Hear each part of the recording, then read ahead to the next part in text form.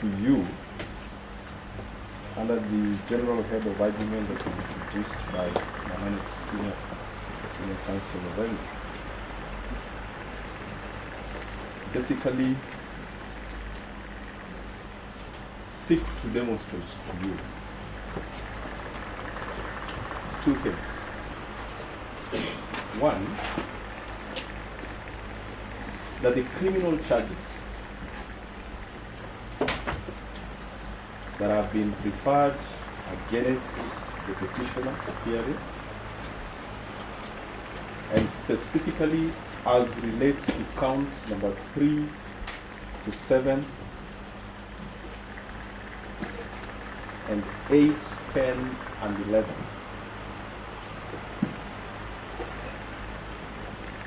are untenable in law. They are ill-informed, and that they basically amount to abuse of prosecutorial discretion of the DPP. Secondly, and consequent upon the first head of argument, it will be my submission to you that the criminal charges as preferred, if allowed to stand, will undermine critical elements and pillars that underpin the right to fair hearing that is constitutionally guaranteed under Article 50 of our Constitution. The practical effect whereof will be to deny the petitioner her constitutionally guaranteed rights to a fair hearing. On the first head of argument, my ladies and my lords, I place reliance on pages 2 to 5 of the petition, and that's the pagination is with respect to the annexures to that petition. At pages 2 to 5, my ladies and my lords, you will find the charge sheet upon which the said charges are premised. It is dated 28th of August 2018. Now, my lords, at counts 3 to 7 of that charge sheet, the petitioner is accused of failing to pay stamp duty on the following properties, and I think it will be important for us to note them for purposes of my submissions that will follow. On property number 3734/202, property number 3734/209, 3734/1129,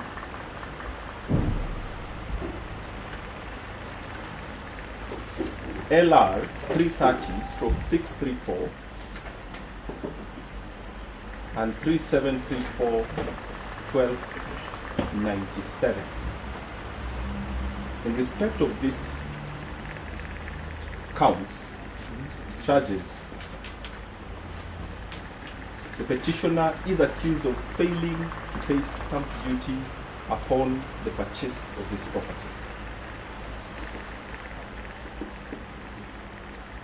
On account of charges in counts 8, 10, and 11, the petitioner is accused, together with the interested party, of forging KRA slips number 2331415 and 2611055, and also forging an NBK National Bank of Kenya cash deposit slip number M548740.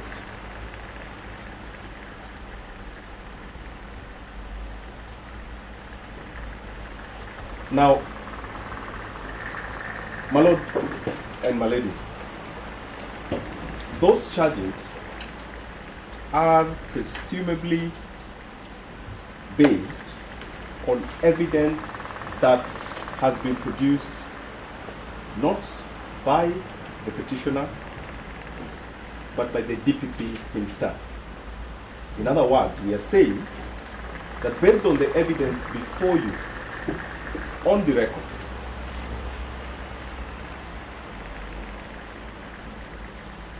we will demonstrate to you that as relates to counts 3 to 7, the petitioner did in fact pay stamp duty. And in relation to counts 8, 10, and 11, that the petitioner was not the author of those documents, that those documents were authored by the relevant authorities that ought to have authored them, and that the DPP deliberately and negligently opted to pursue all the relevant mechanisms available to him in law to establish the truth or the veracity of these documents as authored by the relevant agencies that ought to have authored. Permit me to take you through the documents before you, my lady. And I will start, my ladies and my lords, I will start with the affidavit of Mr. Abdallah Commercial Mwatsefu. This is a document, this is an affidavit filed in response to the petition by the DPP. My lord, at page 1 of the handwritten statement of the interested party, which is an annexure that has been referred to by Mr. Commercial in his affidavit. And my lady, I'm referring to the statement under inquiry of Mr. Stanley Milobi Kiima.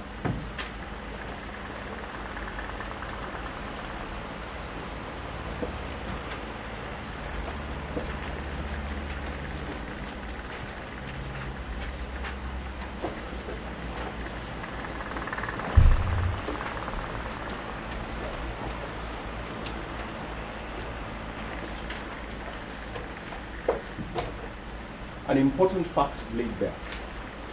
One, that there was an advocate-client relationship between the interested party and the petitioner. From the interested party's own statement under caution and honor to the DCI, he states, and you will see at page 1 of his handwritten statement, that he confirms that he was engaged by the petitioner as an advocate for the purpose of the conveyance of these properties that are subject to these charges.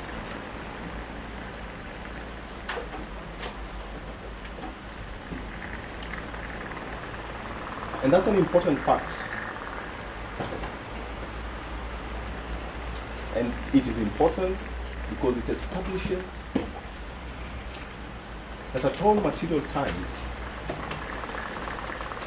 in these transactions, the petitioner contracted an agent as she is lawfully entitled to, who was competent in the area in which he was contracted for the purpose of carrying out the conveyance of the properties listed in counts 3 to 7 to the petition. At page 7 of the same statement of the interested party, the interested party confirms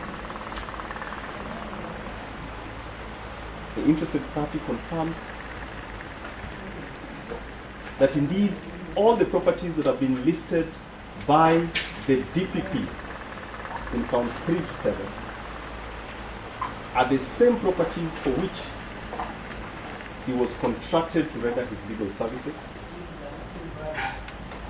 And I need not go through those, the LAB numbers, but they are exactly the same numbers that I've already read out to your lordships and my ladies. In other words, there is no doubt whatsoever that the same properties for which the petitioner is accused of not paying stamp duty for are the same properties that the interested party confirms he was contracted to act for the petition for purposes of conveyance of the same to her. The third fact, also laid bare in the same page of the interested party's statement, is that he confirms, the petitioner confirms, that he received funds from the petition, from the interested party confirms that he received funds from the petitioner sufficient to cover all the stamp duty due and payable under the Stamp Duty Act for the conveyance of these properties. Now, my ladies and my lords, I will invite you to appreciate the circumstances under which this statement is being made, and that will become apparent from the interested parties replying affidavit on record, and I believe you will go through that as well. But just to summarize it, this statement was taken under immense pressure and in an environment of intimidation.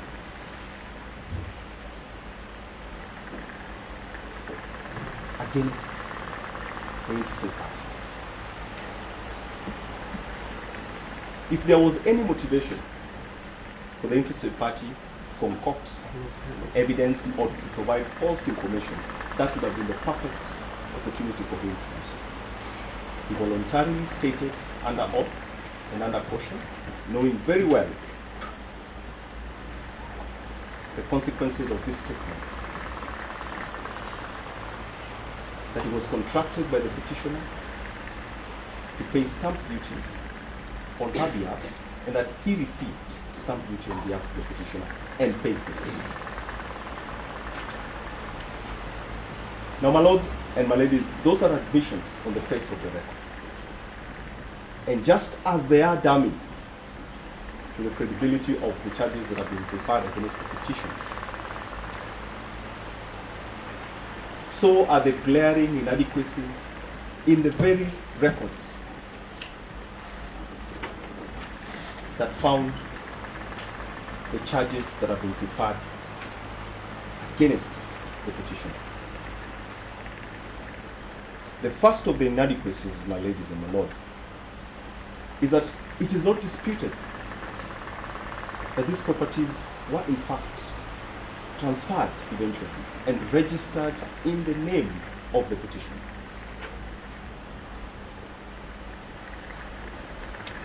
Now, my lords and my ladies, we have to infuse some logic into these processes. And in order to do that, I will be asking you to take judicial notice of the customs and practices that have been adopted by the lands registries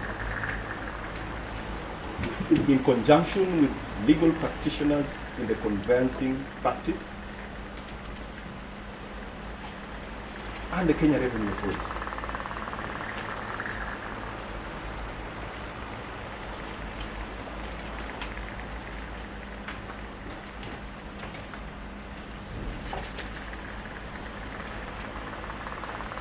And that practice and custom is essentially that you cannot register property in your name, or the lands authorities cannot register any property in the name of any person unless and until they are satisfied that all the necessary dues, duties, taxes have been paid by the transferee.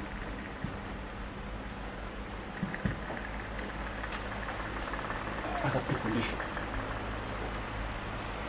for registration. These processes and practices are those set out by the relevant government agencies themselves. The petitioner has nothing to do with them. The interested party has nothing to do with them. The DPP has nothing to do with them.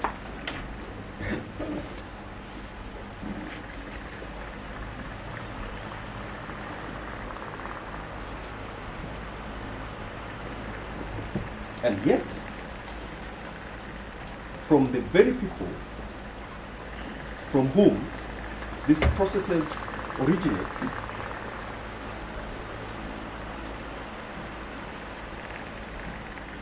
there was not an iota of evidence that has been produced, that is proposed to be produced, to support the charge that the petitioner did not, in fact, pay stamp duty for the properties that were registered in her name and for her benefit. To illustrate this, my ladies, my lords, in both Lillian Ogwora's affidavit and in Abdallah Commercial's affidavit,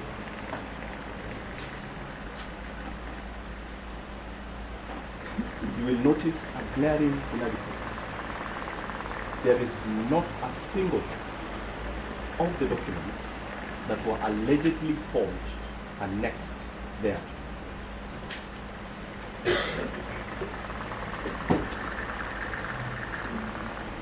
The purported KRA, SD, stamp duty declaration, paying slips have not been annexed to any of those affidavits.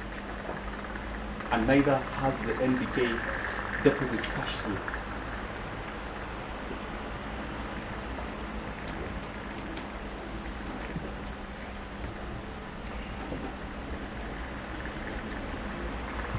They just didn't feel they were important enough to be annexed in this very important, or produced or exhibited in this very important proceeding. Even assuming, my ladies and my lords, that in fact those slips existed,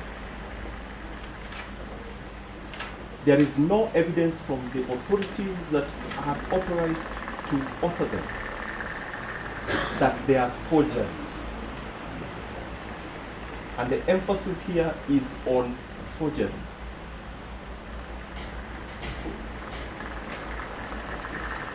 All we have to support this assertion is a statement from Abdallah Commercial and Lillian Ogwora that these are forgeries. They are bare assertions. They are not supported by anyone else.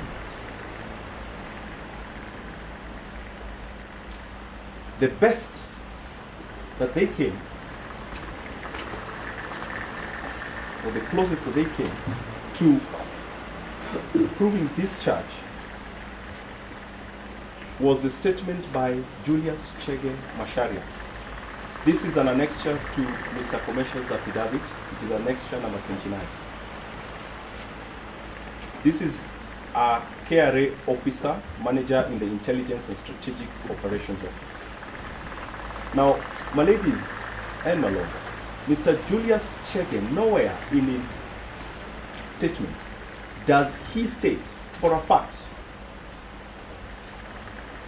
that there is a forged KRA payment slip in relation to the properties under review.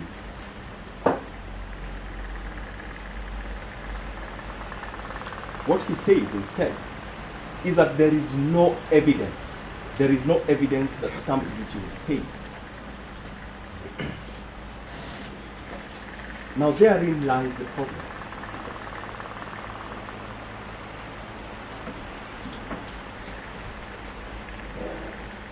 The fact that there is no evidence that stamp duty was paid cannot be evidence that a document was forged or that stamp duty was not paid. Why do I say so? I will take you back to the customs and practices that I asked you to take judicial notice of, that have been developed by these very agencies, the KRA, the Lands Registry,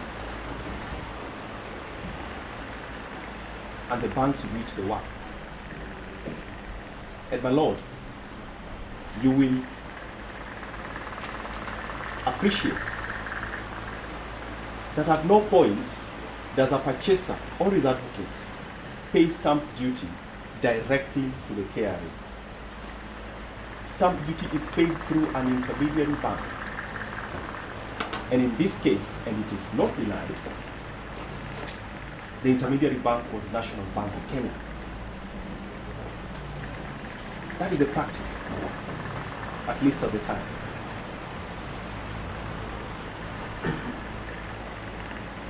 The National Bank of Kenya has not shown any evidence or affidavit before you to deny the authenticity of the deposit cash slip that is allegedly forged.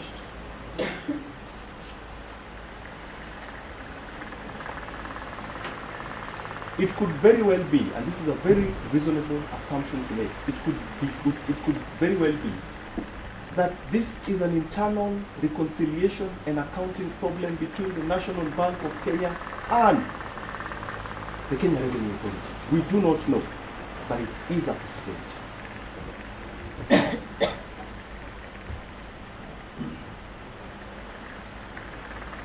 Did they take any steps or measures to confirm with the said bank as to whether stamp duty was paid or not? There is no evidence that they did.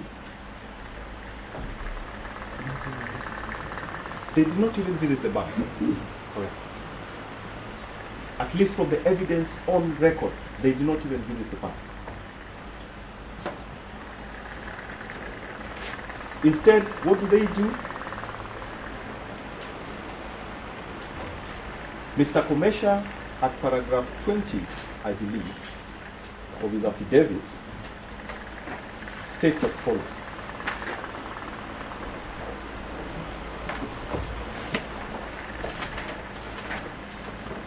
Paragraph 20, subparagraph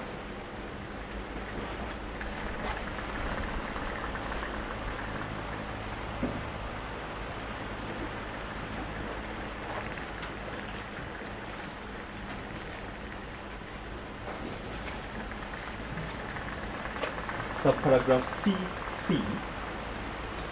Mr. Komesha says, the interested party provided investigators with the National Bank of Kenya paying slips, which were confirmed by KRA to be forged. My lord, this is a document that has been authored by National Bank of Kenya. What competence does the KRA have to authenticate documents originating from an independent financial institution regulated quite separately?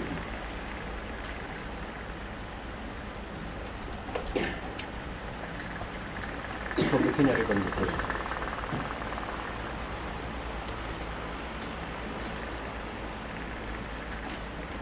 It is my submission that they have no competence to verify the authenticity or otherwise of that document,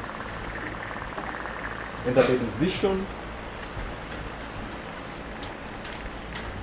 to prefer charges against the petitioner on the basis of the opinion of KRA officers on a document that they did not originate, again is demonstrative of the desperation with which these charges are brought against the petitioner. What's more, there is no evidence from the Registrar of Lands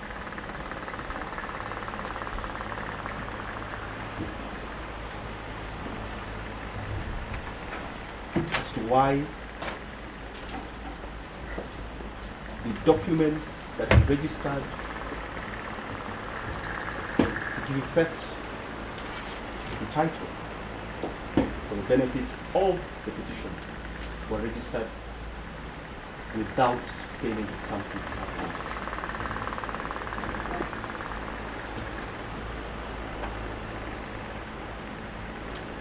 And so to summarize those arguments, my lady, my lords, I invite you to appreciate that an advocate acts as an agent for his client.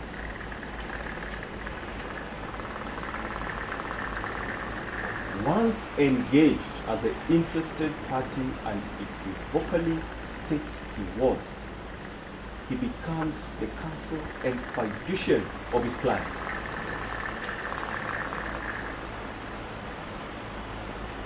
The presumption being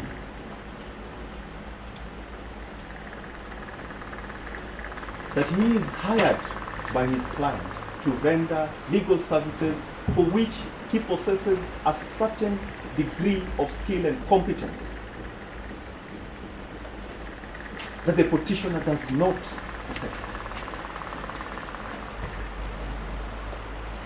Granted, the petitioner is a Deputy Chief Justice of the Republic of Kenya. She is a lawyer by training, but that cannot and does not offer any excuse in law to imagine that once she instructs an advocate to act on her behalf,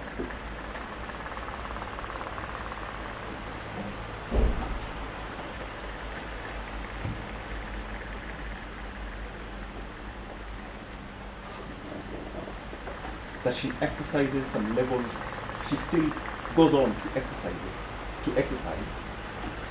control over the processes for which she's hired the advocate and is paying him. 4.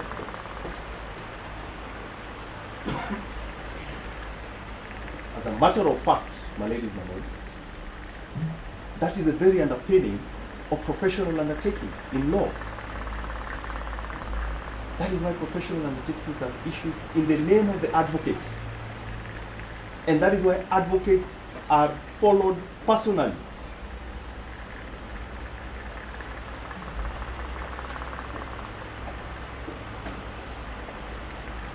For the enforcement of professional undertakings for which they do. It is a risk that advocates take, and it is a risk that they take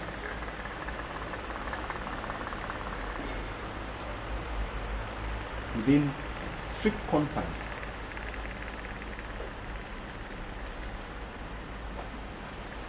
of the law. In conclusion, my ladies and lords, 2 important concerns arise from my submissions. 1, it is very clear that from the admissions on record and from the very glaring inadequacies that I have highlighted and my colleagues have highlighted, there was a deliberate, negligent effort on the part of the DPP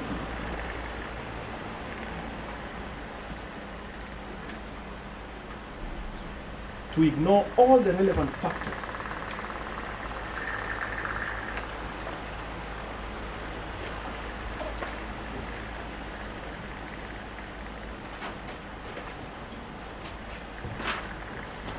that should have informed his prosecutorial decision against the petitioner, or a deliberate effort to consider irrelevant factors that have nothing to do with the pursuit of criminal justice,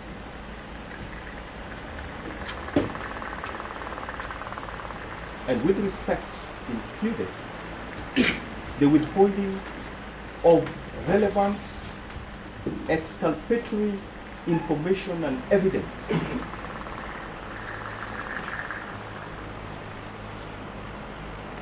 that he knew or ought to have known would have impacted not just his decision to prosecute the petitioner, but also the fair and just determination of the proceedings before the court of law to which those charges were taken. That is a constitutional duty of the Director of Public Prosecution. It is his duty to consider as much the evidence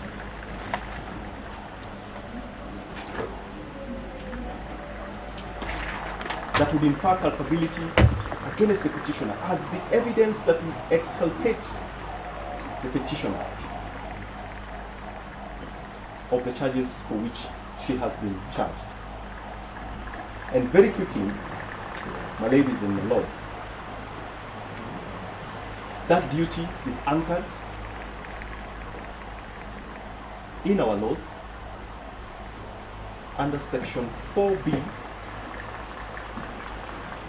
and Section 14, subsection 5, B and C of the Office of Director of Public Prosecutions Act, the duty to act impartially and to bring forth all evidence and all information that would reasonably bear on the outcome of any prosecution that he commences.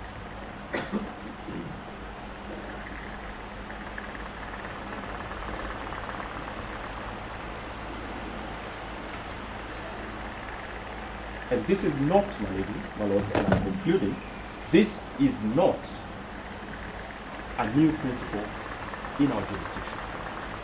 This is a principle that has been stated time above number in a long line of authorities of this court and courts above.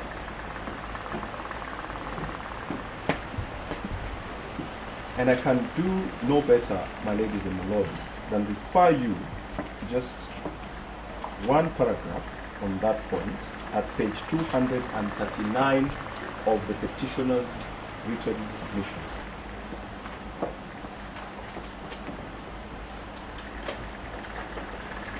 Very quickly, I hold that acting outside the law violates public policy, and the state has no business stooping to such levels in its commercial, contractual. Maybe the name of the case, then you very well, my lord. And so that the case is Mohammed Ghulam Hussein Fazal versus Chief Magistrates Court, Nairobi.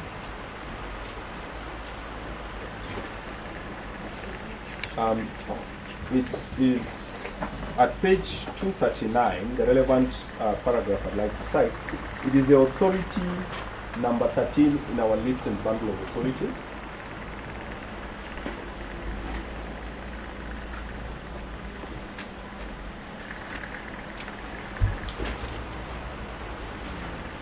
And the court stated as follows: I hold that acting outside the law violates public policy, and the state has no business stooping to such levels in its commercial, contractual, or any other dealings with foreign authorities or its citizens.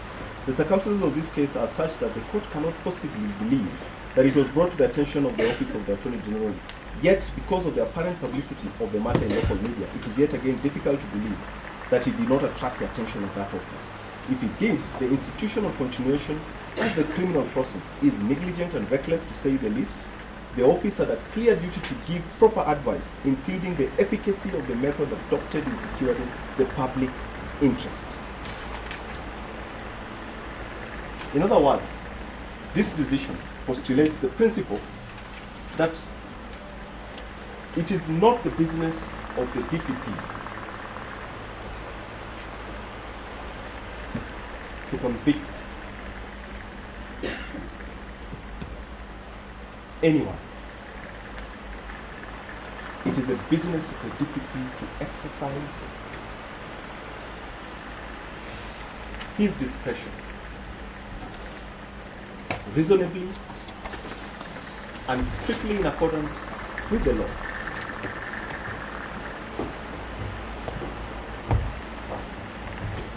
And to ensure that any charges he prefers against any person have one sole objective: and that is the pursuit of criminal justice for the public interest.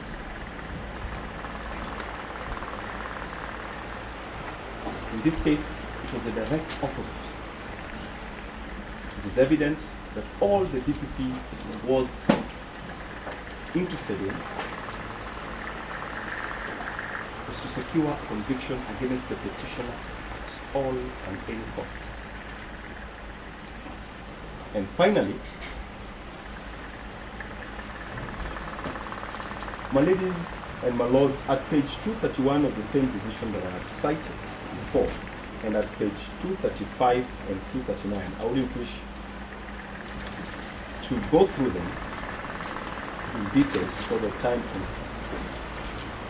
An important principle was established in a long line of authorities way before the advent of the 2010 Constitution. And that principle has been codified and now finds peremptory force in our Constitution under Article 50, sub-Article 1.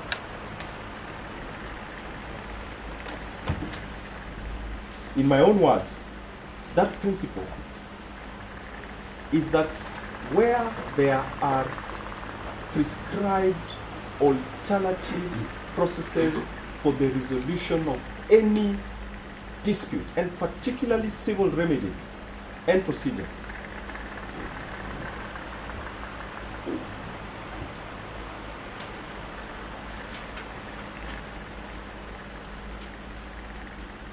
then as much as possible, any person to whom any charges are contemplated should be given the benefit of those alternative remedies in law.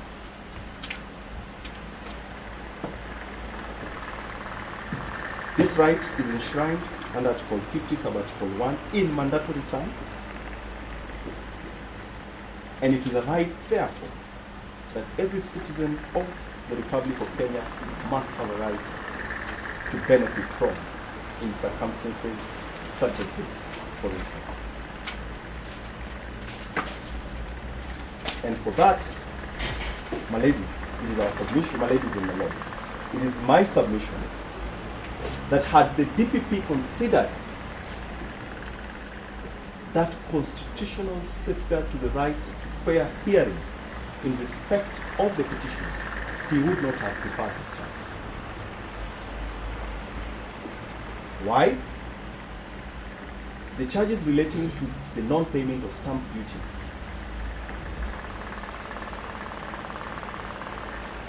are charges that even the KRA has already been ably submitted by Learned Senior, Julius Awele. Are charges that could have been competently brought by the KRA. Why I am looking Yes. because now you're actually repeating yourself. My lady, I'm just trying to reiterate this point on October 51. In 2 minutes, I will be done. Under the Tax Procedures Act, for instance, my lady, as read together with the Tax Appeals Tribunals Act, the KRA has powers under Section 50 of the Tax Procedures Act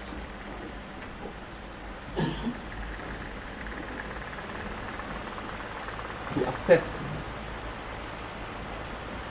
due taxes as against a taxpayer. Against that right is the balance in the right of the taxpayer to object to such an assessment. First, as to the Commissioner of Income Tax, the domestic taxes, and thereafter to the Tax Appeals Tribunal.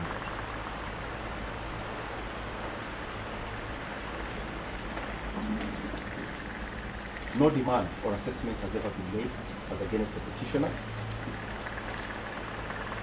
and it would appear that the DPP instead decided to usurp this power by making an assessment through criminal charge, a charge sheet. So what we have before you in the charge sheet is essentially an assessment by the KRA, by the DPP,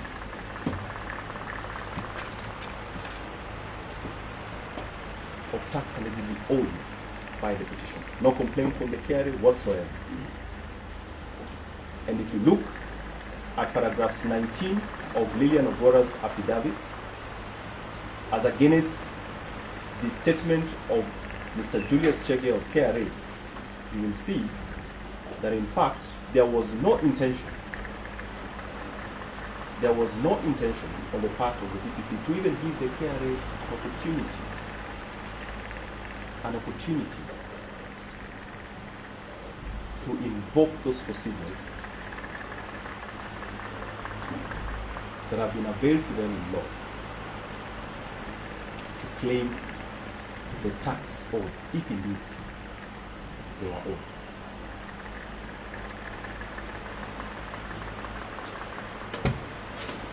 And therefore, my ladies, it is my ladies and my lords, it's my prayer that you allow the petition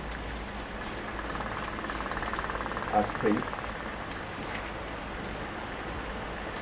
and in so doing, I urge you to be guided by the words of the court in the Mohammed Ghulam Hussein case at paragraphs 18 and 19 of that authority.